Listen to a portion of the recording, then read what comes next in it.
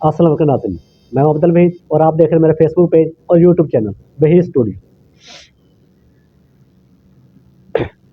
नाज़रीन, मरीम नवाज़ के video leakage का प्रोग्राम दोबारा से शुरू हो गया, या यूँ कहिए कि वो अपने ही वीडियो लीक के प्रोग्राम में फंस गई है। फंस इस तरह गई है नाज़रीन के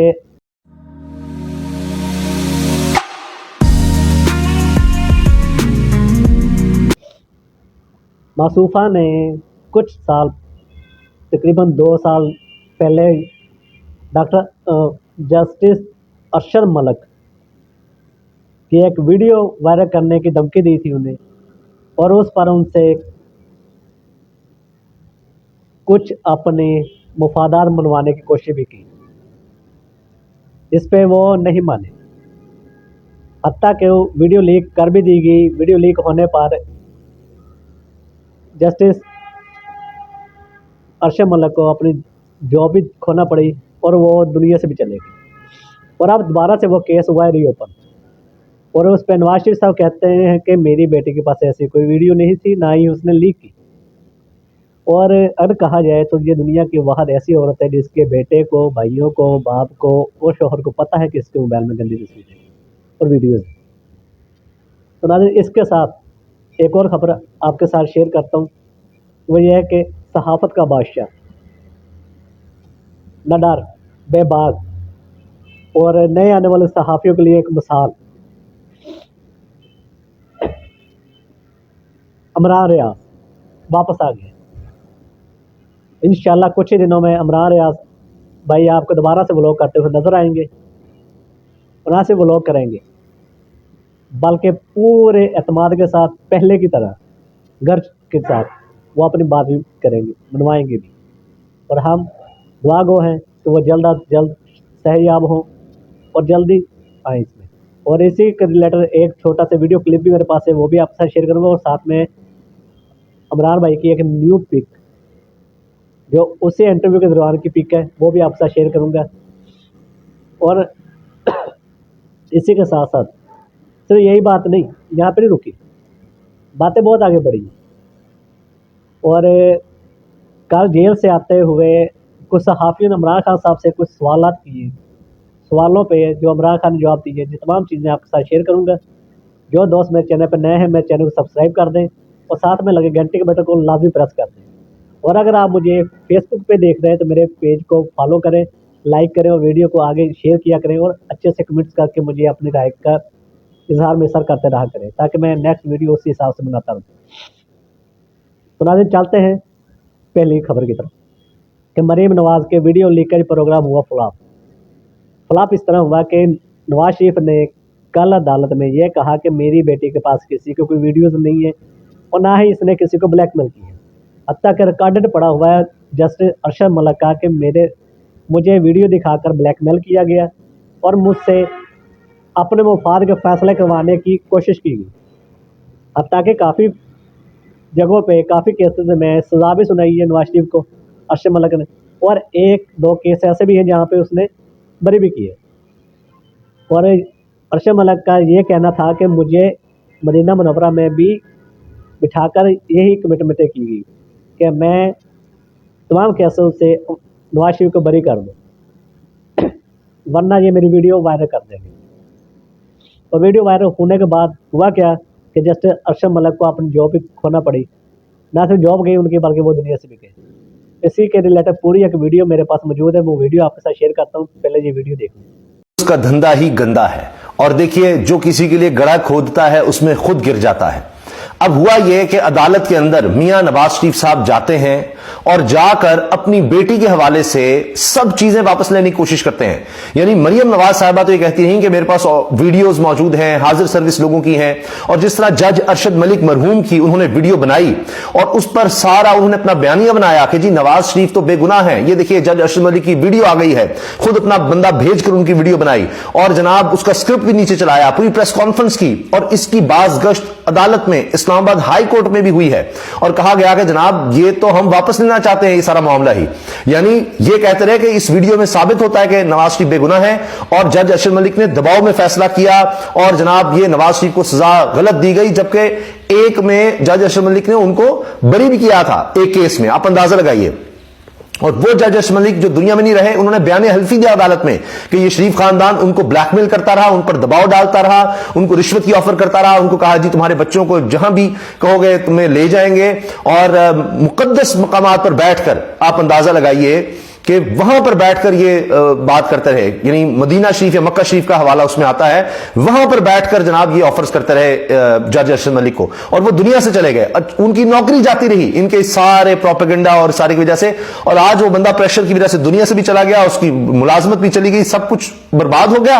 और आप कहते हैं कि इसका वीडियो तो हम इस पर बेस ही नहीं कर रहे, यानी उस वीडियो से ही मुकर गए हैं, उस सारे खेल से ही मुकर गए हैं, उसी से भाग गए हैं।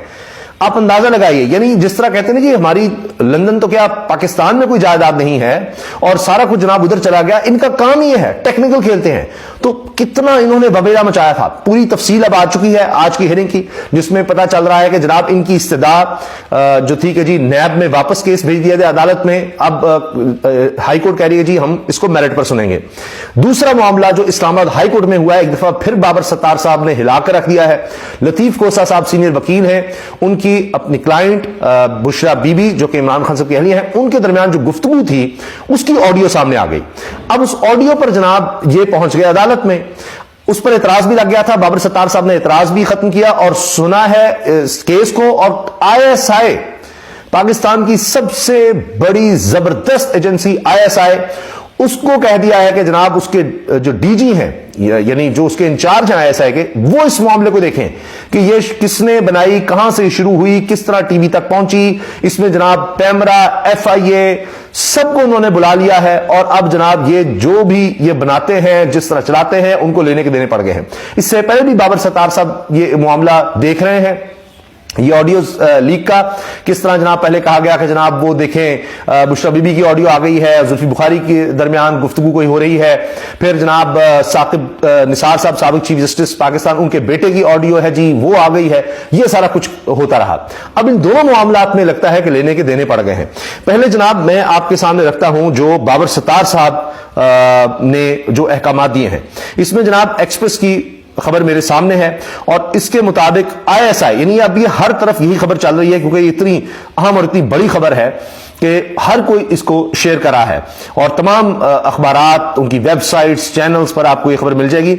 ISI को बुशरा बीबी की ऑडियो लीक्स की तहकीकात का हुक्म, और ये जनाब सब लगा रहे हैं जुमेरात 7 दिसंबर 2023, आज की ये बड़ी खबर बनी हुई है आज के दिन की।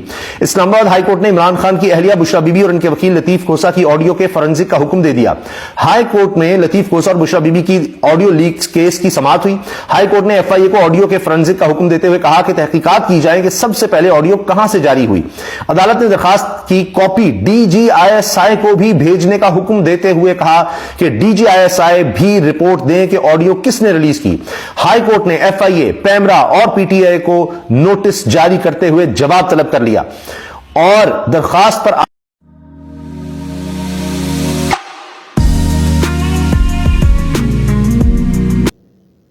तो नाज़रीन, जैसे कि आपने ये वीडियो देखी, इसमें तमाम चीज़ें हकायक है, क्योंकि ये मैं खुद नहीं कह रहा, ये एक मीडिया पर्सन जो कि आजकल बॉल न्यूज़ पे एंकर पर्सन है, वो बंदा बात कर रहा है और ये यूट्यूबर भी है। जब ऐसी बातें अथेंटिक मीडिया से हो रही हो तो समझ जाया करें कि इसमें कुछ ना कुछ तो लॉजिक है, क्योंकि जाहिर बात है अगर आप लोगों के माइंड में ये चीज़ें हैं कि हम जैसे यूट्यूबर अपनी तरफ से कोई चीज़ करते हैं, तो माजर के साथ मैं अपनी तरफ से नहीं करता, मैं सीधी सीधी बातें जो होती हैं शेयर करता हूँ आपके साथ। पर अब आते हैं दूसरी बात की तरफ।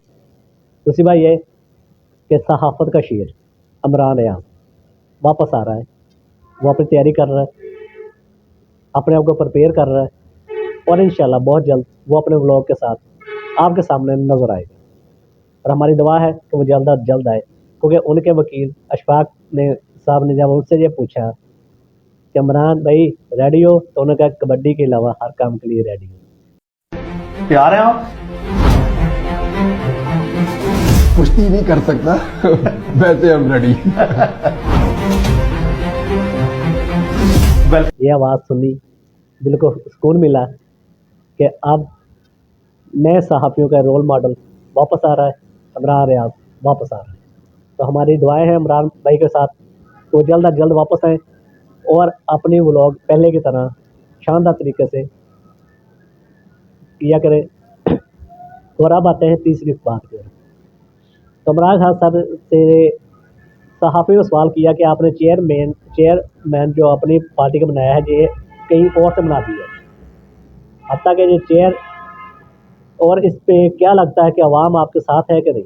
तो इमरान खान के अल्फाज थे, ताकि मैं इलेक्शन कैंपेन में शिरकत आइंदा इंतखाब में पीटीआई होगी, आइंदा इंतखाबात में पीटीआई को देख रहे हैं सर आप, एक आइंदा इंतखाबात में पीटीआई को देख रहे हैं जिस तरह इसको क्रश करने की कोशिश की जा रही है। देखिए, ये जो कोशिश कर रहे हैं ना क्रश करने की, ये पुराने ज़माने के अंदर 90s में, और ये जो मुशर्रफ के मिलत पार्टी और ये काफ लीग, इनको ये नहीं पता कि जब वोटर एक पार्टी के साथ खड़ा हो जाता है आप क्या क्रश करेंगे उसको। आप एक लोगों को ऊपर से हटाएंगे, 6-6 लोग तो उनकी जगह लेने के लिए तैयार हैं। जिस आदमी को ये हमारे जो लोग छोड़ के जा रहे हैं, वह 6-6 लोग उनकी जगह लेने के लिए तैयार है, क्योंकि वोटर नीचे बैठा हुआ है। और जो क्यों लोग नहीं छोड़ रहे हैं, इतना जुल्म कर रहे हैं, घर तोड़ रहे हैं, लोगों के रिश्तेदारों को पकड़ रहे हैं, लोग छुपे हुए हैं, लेकिन छोड़ क्यों नहीं रहे पार्टी? क्यों नहीं छोड़ रहा है? क्योंकि उन सबको पता है कि जो नीचे वोटर है उसने पीटीआई को वोट देना है, उसने किसी इलेक्टेबल को नहीं वोट देना। खान साहब जो अबूरी वजीर आजम का नाम, खान साहब को 3 चांसेस मिले इलेक्शन को, लेकिन खान साहब ने नहीं की। मुझे ये बताएं कि 14 मई को तो इलेक्शन मिल गया था, क्यों नहीं इलेक्शन किया? ये जो कह रहे हैं, ये कौन मजाक उड़ा रहा है कि वो इलेक्शन से भाग रहे हैं? मुझे पता था भाग रहे हैं, इसलिए 14 मई को सुप्रीम कोर्ट में गए, वहां हमें इलेक्शन मिल गया और गवर्नमेंट भाग गई इलेक्शन से। तो कौन कह रहा है कि इलेक्शन मिल रहा था?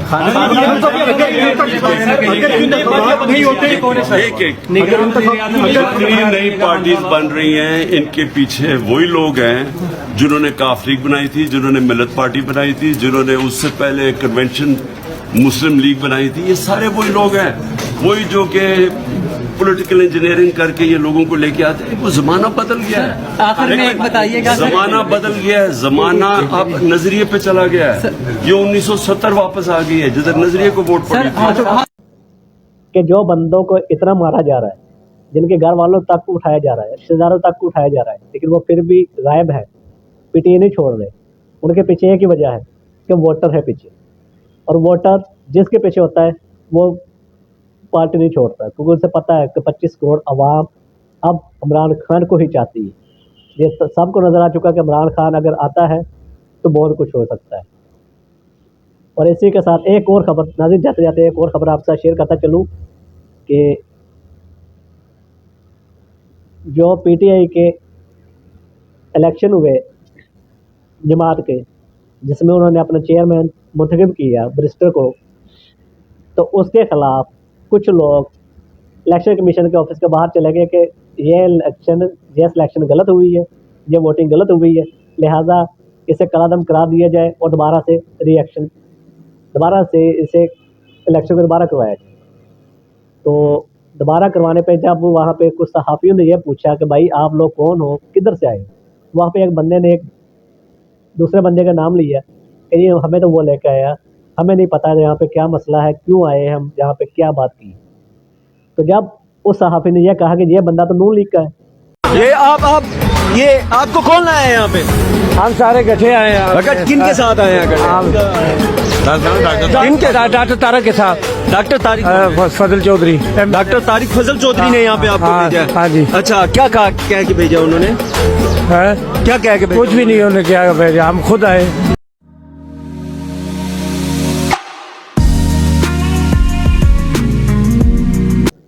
तो नाज़रीन इस तरह का प्रोपेगेंडा नून लीग कर रही है कि अपने बंदों को पीटीआई के बंदे बनाकर इलेक्शन कमीशन के बाहर धरना करवा दिए।